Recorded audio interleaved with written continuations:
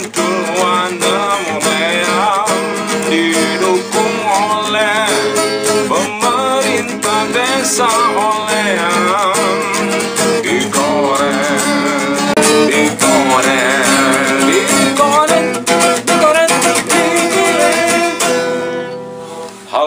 Assalamualaikum warahmatullahi wabarakatuh. Yo, jumpa lagi bersama gue di Bikoret K26, bincang-bincang kopi sigaret K26 olehan cadas. Sebelum gue lanjutin, di sini sore ini Edo ingin menjelaskan suatu keterangan yang diambilkan dari referensi filsuf kuno, di mana menjelaskan tentang masalah feodalisme. Jangan lupa subscribe dan like-nya. Subscribe atau shockbreaker gitu. Di subscribe yang banyak ya, dan like-nya juga ditunggu oleh Edo. Nah, sahabat Bikoret K26 olehan, ternyata di dunia digital ini sangat penting memudahkan kita untuk berbincang-bincang, berbagi pikiran, wacana, dan diskursus tentang apapun segala macam. Nah, and then kali ini gue pengen sedikit berbagi isi kepala, yakni agar bisa mengaktifasi pikiran yang dianggap penting. Bagaimana mengaktifasi otak kita supaya kita menjadi manusia yang berpikir. Nah, orang filsuf kuno mengatakan, saya berpikir karena saya ada. Nah, kalau saya nggak ada berarti nggak ada pikiran. Nah, begitu. Orang filsuf kuno mengatakan seperti itu menurut dari referensi dan juga setelah filsuf kuno tersebut. Orang filsuf kuno itu mengatakan saya berpikir karena saya ada. Artinya eksistensi pikiran ini kenapa berada dalam keadaan situasi saat di ini kadang-kadang logika tidak nyambung, wacana dengan fallacy, dengan implementasi juga tidak nyambung kadang-kala seperti itu kawan ya. Seperti dunia ini diskonektif gitu. Karena penyebab pertama adalah feodalisme penyebabnya. Feodalisme adalah menghalangi orang untuk meluruskan akal, sebab kalau lurus akan menabrak pakem-pakem kebudayaan, pakem-pakem arogansi. Kita sebetulnya menyingkirkan feodalisme di dalam politik culture itu terasa sekali bahwa kita merdeka itu loh. Politik culture itu terasa sekali bahwa kita merdeka, tapi kita seolah kita hidup dalam kungkungan feodalisme.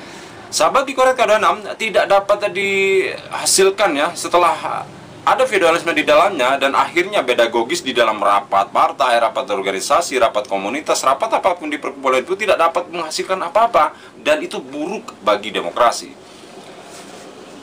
Padahal partai politik atau organisasi apapun dibentuk untuk menyetarakan secara berpikir, menyetarakan ekspresi kebebasan manusia. Karena feodal ini adalah entitas kultur, seolah-olah bagaikan virus yang memaksa masuk kepada tubuh kita, dan kita harus berupaya keluar dari jebakan tersebut. Virus agar tidak masuk, kita harus punya imunitas tinggi. Sementara zaman sudah berganti, di zaman bebas pun feodalisme itu masih aja bercokol di dalamnya. Lalu apa yang salah? Sistemnya atau kekuatan dari figurnya, atau budaya kita yang mendorong pada namanya patron-client relation. Nah, tapi nyatanya di zaman ini aja ya, feodalisme masih banyak bibit-bibitnya yang berkeliaran carry over gitu ke dalam sistem sekarang. Seperti yang kita ingat ya, bahwa dulu di zaman rezim Gus Dur, Abdurrahman Wahid, Kiai Haji Raden Abdurrahman Wahid ya, Gus Dur itu seorang presiden Indonesia dulu, masih berupaya untuk menghalangi pertumbuhan liar feodalisme, namun kita bisa rasakan hari-hari ini. Kalau bicara tentang survei, masih banyak orang-orang yang takut untuk berbicara alternatif. Artinya ada semacam alam pikiran yang absurd. Ada semacam alam pikiran yang absurd yang membuat orang merasa bahwa mengucapkan sesuatu yang berlawanan itu akan menabrak sopan santun katanya. Seringkali kita mendengarkan hal itu ya. Seringkali dikatakan kita bahwa boleh mengkritik tapi dengan sopan santun. Nah, itu kan sebetulnya sopan santun aja masuk di dalam elemen feodalisme. Sementara sopan santun di dalam politik itu semacam kemunafikan. Nah, itulah masa-masa sekarang yang terjadi, masih ada bibit-bibit yang diternakkan di dalam feodalisme itu. Ternyata peran dari apa sih kalau kita bertanya dalam atau pikiran kita, kadang-kadang kita punya undang-undang bertanya ya,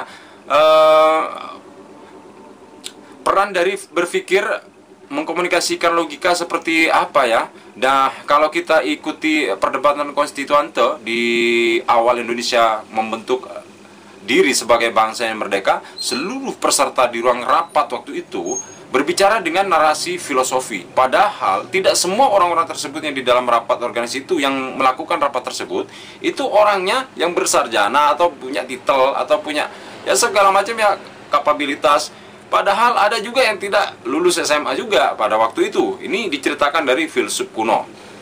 Nah, dengan adanya narasi filsuf, padahal tidak semua orang-orang ya di dalamnya itu tidak lulus tidak ada yang lulusan sarjana, ada juga yang lulusannya hanya beberapa saja. Tetapi setiap orang pada waktu itu di rapat itu saling tukar menukar buku lalu berdebat. Nah, tukar-tukar buku dulu baru berdebat kalau dulu.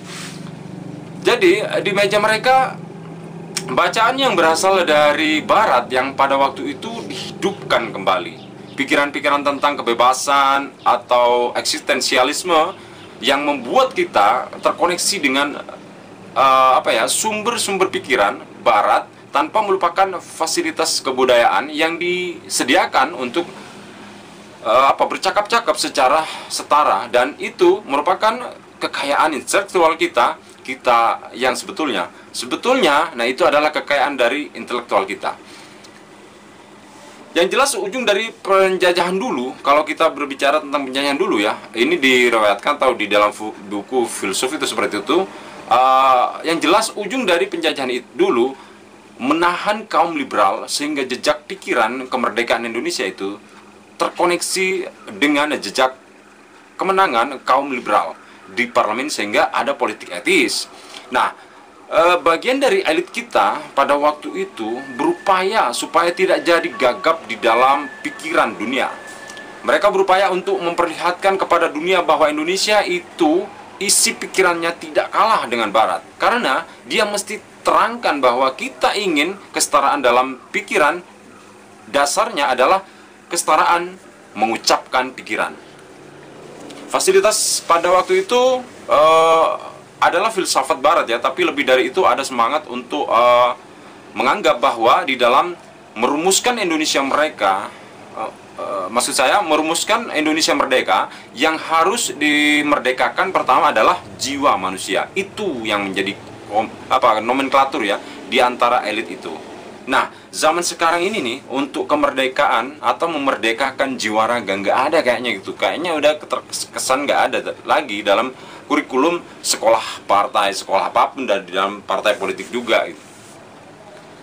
Sahabat Bikoret K26, nah sebelum ini saya melanjutkan ya, namun di sini saya sekali lagi minta likes dan subscribernya dan shockbreakernya yang banyak sekali lagi. Nah, saya lanjutkan ya. Yang mengajarkan asal-usul sejarah politik dunia itu kayaknya seperti sudah semakin melemah gitu, semakin renggang, semakin nggak ada itu, seolah-olah seperti itu. Nah, misalnya asal-usul demokrasi karena disulap ya menjadi kepentingan pragmatis. Nah, terus saya tidak pernah melihat tradisi untuk memberi semacam prasyarat gitu loh. Demikian juga dengan masalah politik sekarang, seolah-olah tidak ada yang diajarkan asal-usul asbabun nusulnya yang dikatakan sejarah. Tidak ada juga namanya semacam prasyarat. Nah, di dalam politik juga harus tahu bagaimana sejarah itu, sejarah politik yang ada. Demikian sekilas berbagi isi kepala di Bikoret K26. Yang jelas Edo di sini pamit undur diri. Terima kasih atas perhatian kalian semua. Gue Edo, sampai jumpa lagi Bikoret K26, bincang-bincang kopi sigaret. Cadas. Assalamualaikum warahmatullahi wabarakatuh.